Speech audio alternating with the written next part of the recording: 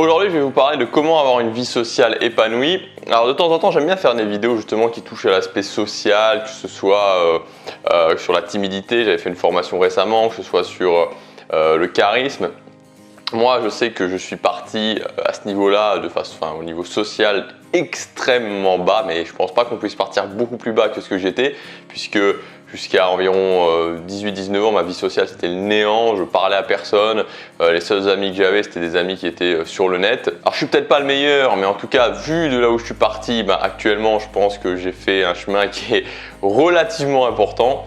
Et ensuite, la deuxième chose, c'est que je sais à quel point ça peut faire souffrir justement parce que en tant qu'être humain, on est des êtres sociaux et c'est vraiment important de prendre ça en main. C'est vraiment important de prendre ça en main pour son bien-être. On ne peut pas passer une vie, on ne peut pas avoir du succès, on ne peut pas vraiment avoir une vie qui nous plaît si on n'est pas à l'aise au niveau social et qu'on n'a pas une vie sociale épanouie. Donc dans cette vidéo, je vais vous donner 7 conseils, 7 clés pour avoir une vie sociale épanouie. Premier conseil, c'est de comprendre qu'on fonctionne selon un système de valeurs perçues. Ça veut dire qu'à tout moment, en tant qu'être humain, on se met des notes. On se met des notes. Alors évidemment, c'est inconscient, on n'est pas en train de se dire « Ok, cette personne-là, comment je l'évalue 7 sur 10, cette personne-là, 2 sur 10 ». Non, mais on se met des notes. C'est quelque chose d'inconscient. Et d'ailleurs, vous allez voir que si vous prenez quelqu'un de votre famille, un ami ou autre, quelqu'un que vous connaissez, vous pouvez remarquer que cette personne-là va interagir socialement tout à fait différemment si elle est avec une personne A ou une personne B.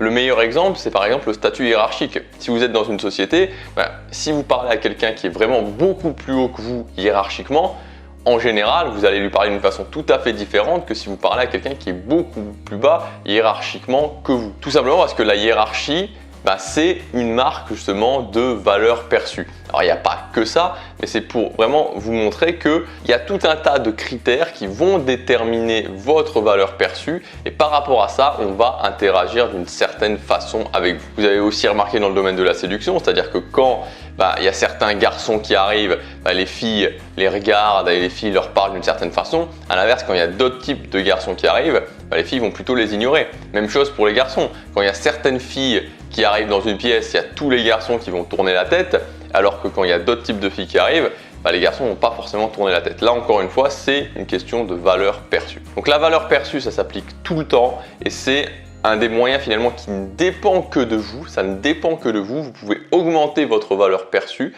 et ça va vous permettre d'avoir des relations sociales, ça va vous faciliter grandement la tâche au niveau des relations sociales. Donc premièrement, augmenter sa valeur perçue. Deuxièmement, comprendre que c'est génial qu'on ne vous aime pas. Beaucoup de gens se disent « Ah mince, mais je suis dans un cercle social d'une dizaine d'amis, c'est toujours un petit peu les mêmes qu'on revoit et il y en a une ou deux personnes qui ne m'aiment pas. » C'est parfait parce que si vous êtes comme moi j'étais comme ça, c'est-à-dire que j'étais obsédé par le fait de déplaire à personne. Il fallait absolument que je plaise, la priorité absolue c'était de déplaire à personne. Si quelqu'un ne m'aimait pas, c'était un drame, c'était le drame absolu.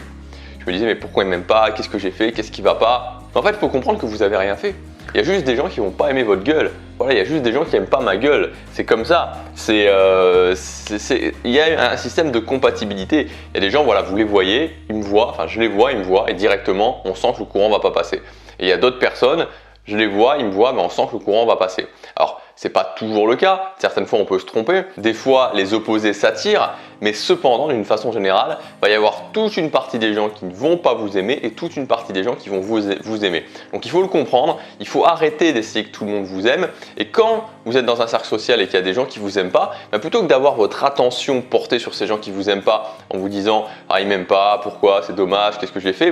Ok, il ne m'aime pas. Ok, tranquille, il ne m'aime pas, c'est normal, c'est normal. Par contre, je vais tourner mon attention vers les gens qui m'aiment, vers les gens qui m'apprécient. Et avec ces gens-là, je vais pouvoir faire quelque chose. Il vaut beaucoup mieux travailler sur les 50% qui vous aiment que mettre son attention et s'obstiner à essayer que des gens qui ne vous aiment pas vous aiment. Troisièmement, c'est vous qui choisissez ce que vous admettez. C'est-à-dire que s'il y a des gens qui vous manquent de respect, c'est parce que vous l'admettez. C'est parce que inconsciemment, vous admettez qu'on vous manque de respect. Parce que, je vais reprendre l'exemple du cercle social de 10 personnes qu'on voit régulièrement, si dans ces 10 personnes, il y en a une ou deux, souvent les gens qui ne vous aiment pas trop justement, qui vous manquent de respect, c'est parce qu'à un moment donné, cette personne a commencé un jour à tester et vous a manqué de respect et vous n'avez rien dit, vous n'avez pas répondu. Et donc elle a continué, c'est devenu quelque chose de normal. Donc que ce soit le manque de respect, que ce soit n'importe quoi, si vous admettez cette chose-là, si vous la tolérez, si vous tolérez qu'on vous manque de respect, si vous admettez qu'on vous manque de respect, les gens vont continuer à le faire parce que vous le tolérez, parce que vous l'admettez. Donc, ce n'est pas la faute des gens finalement, c'est votre faute, c'est votre responsabilité de communiquer vos valeurs aux gens, de communiquer « ok, moi ça, je ne l'admets pas ». Et dès le départ, c'est-à-dire que ce n'est pas au bout de 15 fois qu'on commence à communiquer une valeur, ce n'est pas parce qu'au bout de 15 fois que votre copain, votre copine, quand vous commencez à être en rendez-vous avec, quand vous commencez à commencer une nouvelle relation, arrive en retard, que vous lui dites « ah bah ouais tu sais, j'aime pas trop quand on est en retard ». Non, c'est dès le départ. Dès le départ, vous n'allez pas forcément le dire, mais vous allez marquer le fait que ça ne vous convient pas. Pareil dans n'importe quel type de relation sociale. Vous devez savoir ce que vous ne voulez pas qu'on fasse, ce qui sont vraiment vos drapeaux rouges, les choses que vous ne pouvez pas supporter. Quand quelqu'un va commencer par tester, parce qu'on va toujours commencer par tester, va commencer à essayer de mettre un pied au-delà de cette limite, directement vous allez lui dire non. Vous avez tout à fait le contrôle, vous avez totalement le contrôle, c'est vous qui décidez ce que vous tolérez.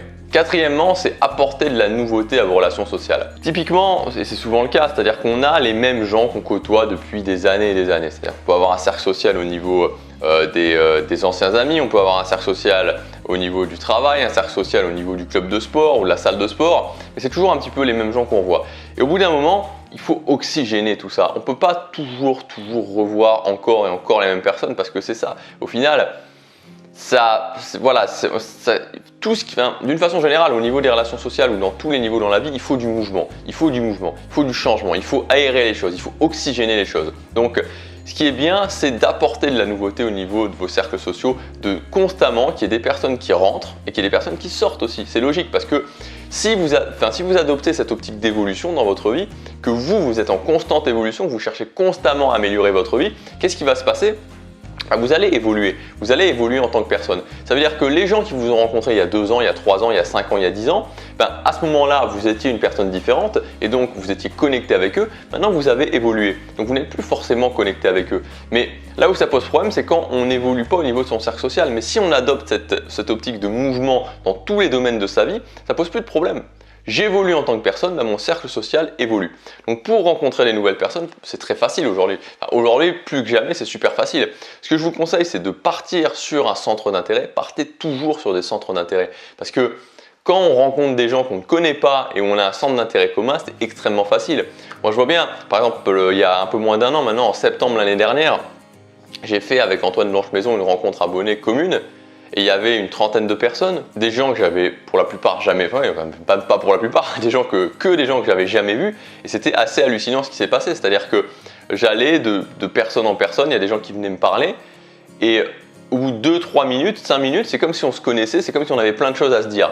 Alors qu'on s'était jamais vu, qu'on s'était jamais parlé.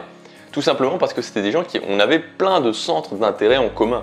Donc là, c'est beaucoup plus facile de construire, c'est beaucoup plus facile de connecter avec ces gens-là. Donc partez de centres d'intérêt.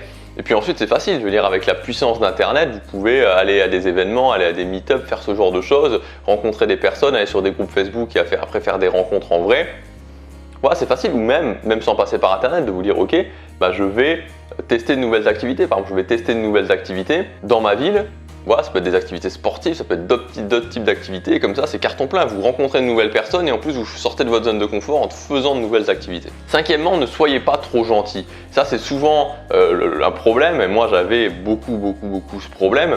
Quand on est quelqu'un qui n'est pas spécialement sûr de soi, quand on est quelqu'un qui part d'un niveau où les relations sociales, ça nous fait un petit peu peur, on essaie d'être trop gentil. Qu'est-ce que ça veut dire? C'est qu'on essaie finalement de prendre la gentillesse et de troquer la gentillesse contre autre chose. Ok, je suis pas sûr de moi, ok, je suis pas à l'aise, ok, je me sens pas à l'aise dans mon corps, je me sens pas à l'aise dans mes vêtements. Mais si je suis gentil, tu vois, je te montre que je suis gentil, alors peut-être que vu que je suis gentil, tu peux toi aussi faire quelque chose en échange pour moi. Ça ne fonctionne pas comme ça.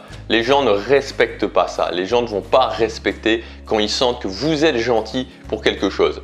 Donc ne troquez jamais la gentillesse contre autre chose. Si vous sentez que, que ça ne va pas au niveau social, augmentez votre valeur perçue, changez de cercle social, trouvez de nouvelles personnes, aérez tout ça. Mais n'essayez jamais de vraiment être trop gentil, excessivement gentil pour justement avoir quelque chose en retour, pour troquer ça contre quelque chose. On peut être gentil. Alors déjà, gentil, ça ne veut pas dire forcément souriant, c'est-à-dire qu'on peut être très souriant, très agréable sans forcément en faire trop. Et on peut aussi ajouter la gentillesse. Mais quand vous voulez être gentil, ça ne doit pas être en échange de quelque chose et ça doit être surtout pas en attente de retour de quelque chose. Sixièmement, énervez-vous s'il le faut. Alors là, je vais en profiter pour répondre notamment à quelqu'un qui m'a écrit sur Snapchat il y a quelques jours. Quand ou en général, parce que je reçois régulièrement ce genre de messages, quand en général on est dans un cercle social et que voilà, le petit cas classique, une dizaine de personnes et il y a des gens qui ont déjà commencé un petit peu à passer vos limites, une ou plusieurs personnes qui ont commencé à passer vos limites et qui par exemple vont régulièrement vous manquer de respect. Ça fait un petit moment et donc c'est communément admis et vous l'avez pas signalé et donc les gens le font régulièrement. Qu'est-ce qu'on fait dans ce cas-là? Alors déjà, il faut savoir que dans ce cas-là, en général, c'est une situation c'est déjà pas terrible. Mais enfin, si vous voulez essayer de régler la situation, si vous voulez faire le seul truc qu'il y a à faire pour moi dans ce cas-là, c'est vous énerver, mais vous énerver vraiment. Une fois que le temps a passé, vous ne pouvez plus communiquer vos valeurs.